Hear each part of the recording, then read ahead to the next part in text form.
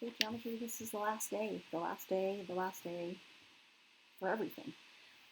We are on problem 36 of Part C semester review. So we'll pick up here and just do this front side, the back side, and then we'll be done. So 36, or this whole page here, I guess, is all about circles, chapter 9. They want us to find YB. Which is this little bit right here. So I'm going to kind of mark that so that we know what we're trying to solve for. Find YB. If the diameter of circle A is 10 inches. Okay, now there's that dirty word again, diameter, which we never usually use. If the diameter is 10, then the radius is 5. Okay, so that's circle A. The radius is 5. So I know that from here to here, all the way across, to the edge of the circle, that's going to be a distance of 5. Okay, and then it says the diameter, there's that word again, is 8, which means the radius of circle B is 4. Okay, it's half of that. So circle B is from here to here, and that's going to be a distance of 4. Okay, so they're kind of overlapping here in the middle, and then it says from A to X. This little piece right here is a distance of 3. Okay, so we got to kind of do some backtracking here a little bit. So I know that the whole length from A to Y right here is 5, but from here to here is 3. So that means that this little distance right here that's overlapped in the middle right there is 2. Okay. Now if from here all the way to B is 4 and this distance is 2, then that means from X to B, or Y to B, I think it's a Y, is 2 also. Okay, so that's going to be 2 inches from Y to B. So we had to kind of backtrack there. Not super hard to figure that out, but just kind of a mess because you can't really see in there very much when you're marking it all up like I did. So 37, find the radius of a circle that has a circumference of 36. Circumference is the distance all the way around, okay? And circumference is 2 times pi times the radius, okay? So they're saying that the circumference is 36. So what we're going to do is we're just going to plop 36 in for C and say 36 equals 2 pi r.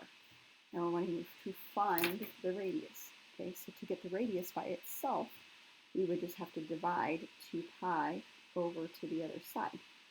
Okay, so 36, so the radius is going to be 36 divided by 2 pi, which, let us enter that into our calculator. We could say that that's 18 divided by pi, because 36 divided by 2, but that's okay. We'll just do 36 divided by, and I want to open up parentheses, otherwise it's going to divide by 2 and not the pi at the same time.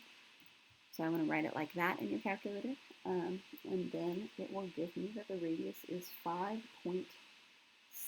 We'll go 1 decimal place, 5.7 meters. Okay, that's what he will look like, right? Is arc BC right here, is that a major arc, a minor arc, or a semicircle? Okay. Major arc is if it's greater than half of a circle or greater than 180. Minor arc is less than 180. And a semicircle is half of the circle, which is 180 degrees exactly. Okay, and find its measure. So DC, this arc right here, okay, the arc is exactly the same measure as what the central angle is. Okay, central angle meaning the angle in the center of the circle. Center of the circle touching is R, so DC is 100 degrees. So the measure of DC, arc DC is 100 degrees, and that is going to be a minor arc. Okay, even though it kind of looks like an obtuse angle, because it is an obtuse angle, obtuse doesn't necessarily mean major. Okay, it has to be more than half of the circle in order to be a major arc. Okay, 39, find the measure of arc LM. If the radius is 5 inches. Okay, now, when they're asking for the measure of this, okay, I can see that this angle right here is 100 degrees, so LM should also be 100 degrees, except they're not wanting us to find the degree measure, they're wanting us to find the length, okay? So what I'm going to do there is let's say I was trying to find the entire circumference of the circle, right? Circumference would be 2 times pi times the radius, which is 5, right? So the entire circumference of the circle would be 10 pi. We'll just write it as 10 pi for now. But I'm wanting to only find this little bit of it, okay? And that's only 100 degrees out of the total 360. So as a fraction, I would write that as 100 over 360. So what I do then is take 10 pi times, I'm going to open up my parentheses just like this, okay, times 100 divided by 360. Okay, when we did this in class, okay, 8.7, let's say equals 8.7. 8.7 inches, that's how long that little arc is. Okay, when we did this in class, I said that you're going to take the circumference, or the whole circumference, times the fraction of the circle that you want. Okay, it's the same thing if they would ask for the area. I would find the area of the whole circle times the fraction of the circle that I want, which is that 100 over 360. Okay, all right, now, okay. 40, 41, 43, those are going to kind of involve some of the same rules, except here they're wanting to solve for y, and y is on the outside of the circle. Okay, when it's on the outside of the circle, you're going to take these two arc lengths and you're going to subtract. One was subtract, one was add, one was just divide by 2. So here, when it's outside the circle, outside equals large arc minus small arc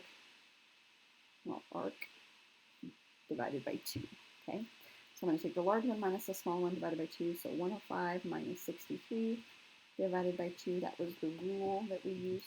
105 minus 63 divided by 2 is 21 degrees is what angle y should be. And that looks like it might be 21 degrees, it's pretty small, okay? All right, to find the measure of angle R. Okay, angle R is on the circle, okay? When it's on the circle, you just divide by 2, except what do I divide by 2? When you are dividing by 2, you have to look at the arc on across the circle from that, okay? So I need to know what this length is right here. And the only thing I know is that this is 120 and that's 140. But I also know that all of them have to add up to be 360. So 120 and 140, 120 plus 140 is going to be 260. And if I subtract that from 360, minus 260 is going to be 100 degrees. So this guy right here is 100 degrees. Okay. Now since R is all the way across the circle, he is going to be divided by 2, so this is going to be 50 degrees. Okay, that's what he will look like. So just divide by 2. I'm going to go to 43, and then we'll come back to 42. 43, they want us to find the measure of angle 2.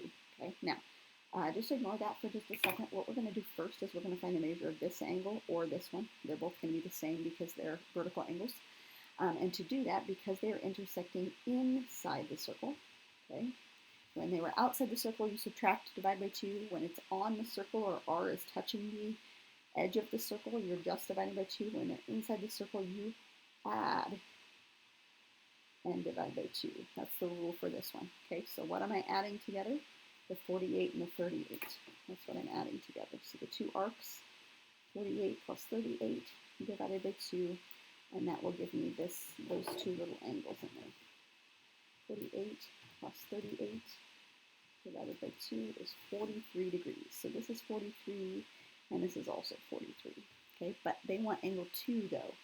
So angle 2, what I can do is I can look at, well, maybe this line right here, and notice that 43 and angle 2, they're on a straight line. They live on a straight line with one another, so they have to add up to be 180. I'll put 43 right there. So if I just take 180 and subtract 43, that is 137.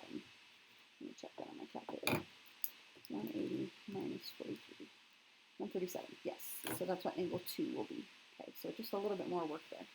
All right, last one, 42 on this page.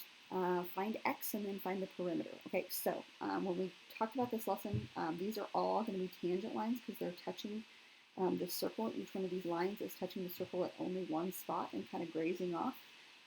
But this is the ice cream cone method. Okay, so when we're looking at the ice cream cone, so look at this little center circle right here. Here is an ice cream cone branching off of him. Okay, the one side of the ice cream cone is 18 on this side. I'm going to write in bigger. Okay, which means that this side has to also be 18. If it's not, my ice cream will fall off of the cone. Okay, now if I look at this direction, this side right here, that's another ice cream cone. And this bottom side is 14, which means this one has to also be 14. Okay? All right, now, the top side, here's a top ice cream cone. It kind of looks like a little party hat. I guess, in this case. Um, I don't know any of the dimensions here. I know that this is x was what we're trying to find. I do know that from here to here is 26. And if you know that from here to here is 18, then I can figure out that this is, I think, 8.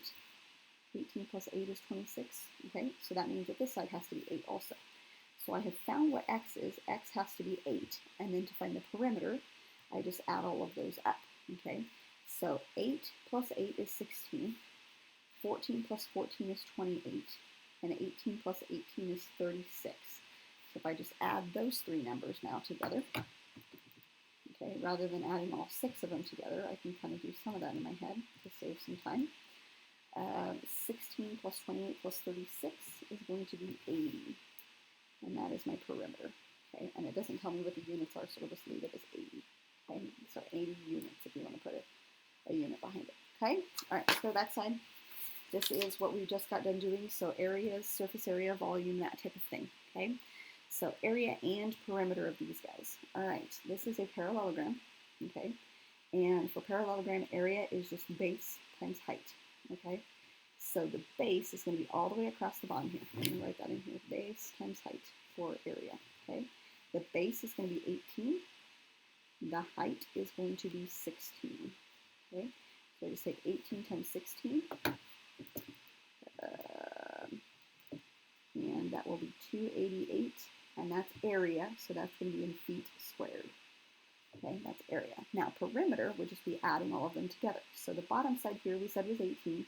That means the top side here is 18. Okay, but I need to know what this length here is and this length here is. Those two are going to be the same, but I need to know what those lengths are. So I have this little triangle thing right here is going to tell me or help me figure out what this side here is. I know that the bottom side is 8, this side is 16, and then I can use the Pythagorean theorem to figure out what that third side is. Okay, so this is going to be my side C. So I have 8 squared plus 16 squared equals my C squared. Okay, 8 squared is 64, 16 squared is 256, C squared, 64 plus 256 is 320. And I can take the square root of that 320, and it is 17.9, we'll say. That's what C is. So each one of these is going to be 17.9, 17.9. Okay, so when I'm adding my perimeters together, this will be 18 plus 18 plus 17.9 plus 17.9.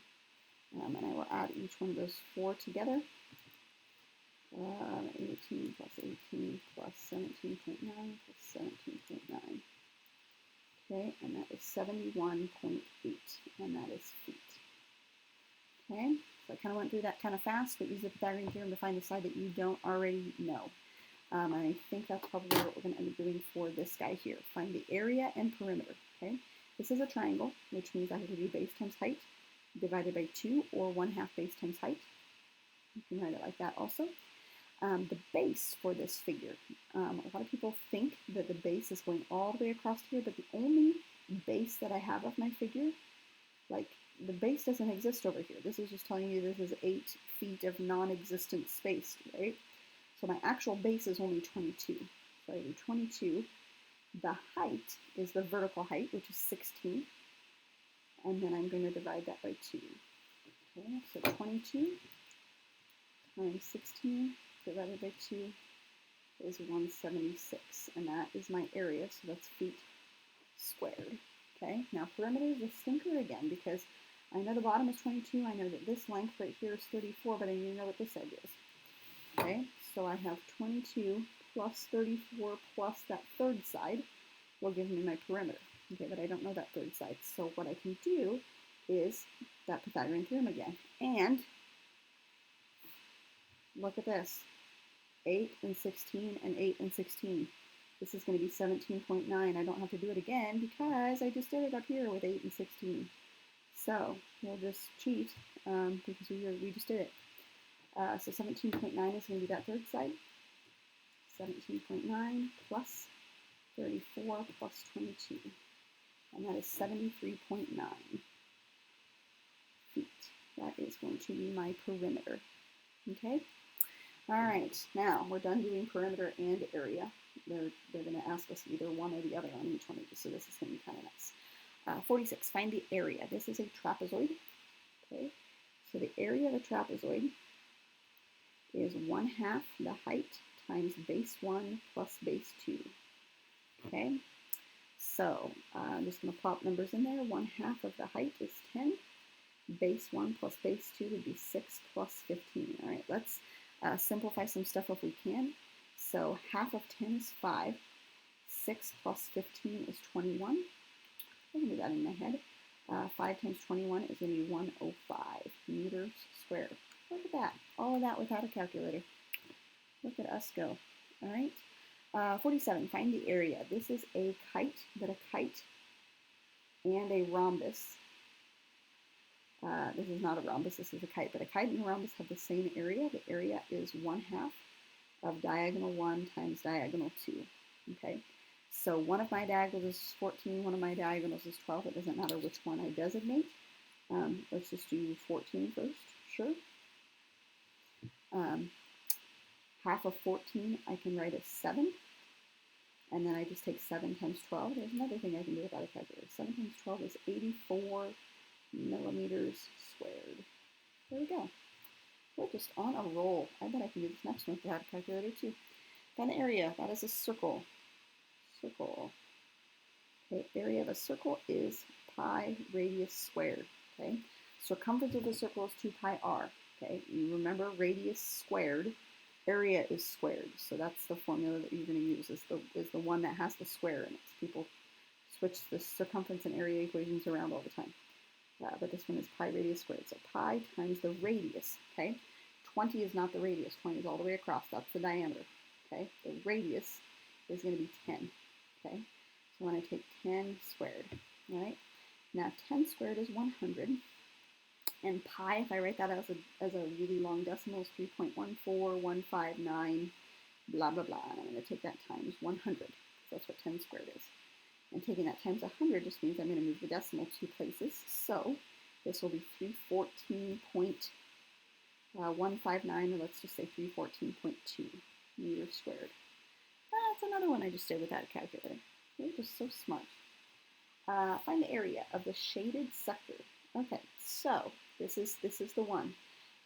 This actually is the same circle, same size circle as what we had over here, right? If my diameter is 20, that means my radius is 10. That's what they're saying here. The radius is 10. Okay. So what I'm going to do is instead of finding the area of the entire circle, like I did over here, okay, the area of the whole circle, or the whole area, I want to multiply that by the fraction that I'm wanting. Okay, the fraction of the circle that I want. So the whole area we just found was 314.2, and I want to multiply that by the fraction of the circle that I want. I only want 100 degrees out of a total of 360 degrees. There's 360 all the way in that circle, okay? But I only want 100 degrees out of that 360. So I'm just going to take 314.2 times 100 divided by 360. And make sure you kind of open parentheses up there like that. That's what you want him to look like. So 82.3, let's say.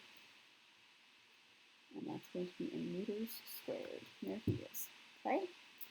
Last one. Holy cow. This last couple problems went by kind of fast. You know why? Because we didn't use the calculator, because we're doing stuff in our head. It really does save time, I promise you. Find the area. This is a composite figure, okay? Because composite means it's composed of 2 or more shapes. And the 2 shapes that I see, if I put a line down the middle there, I see a triangle on this side, and I see a rectangle over here, okay? So triangle plus rectangle. So I need to find the area of this triangle plus the area of the rectangle, okay? Area of a rectangle is base times height. Area of a triangle is 1/2 base times height, or base times height divided by 2, okay? So let's do the rectangle first, because that one's the easy one. The base of that rectangle is 5. The height is 12, or vice versa. If you want to turn it on its side, it would be 5 times 12, so it doesn't really matter either way. 5 times 12 is 60. You might be able to do that in your head. And then we just have to do the triangle. So base times height divided by 2. All right, so I'm going to turn on its side here, and we're going to look at our base and our height according to this. Base is this length of the triangle, okay, and that base length is 12, but the height is going to be from here to here, okay, and I don't know what that is, or it's not directly labeled. I do know that from here all the way down through, all the way through is 20, okay, and I know that from here to here is 5, right, so if this is 5, then that means that this length is 15, okay, so I kind of have to figure that out by subtracting. So my base is 12, my height is 15, so I'm going to take 12 times 15, and I'm going to divide that by 2. I'm going to do a calculator for that. 12 times 15 divided by 2 is 90. Okay, then I just take those and add those together. So 90 plus 60, you can do that in your head. 9 plus 6 is 15, so 150, and that is meters squared. There we go. All right, so we are done. You're done. You're done with math forever and ever until August. Hopefully we can start back up in August. I would really love to see your faces, but that's just kind of the way that it goes. You know, on the last day, whatever, this coronavirus just screwed everything up. So if I see you this summer, don't be a stranger, wave and say hi. We will see you when we see you.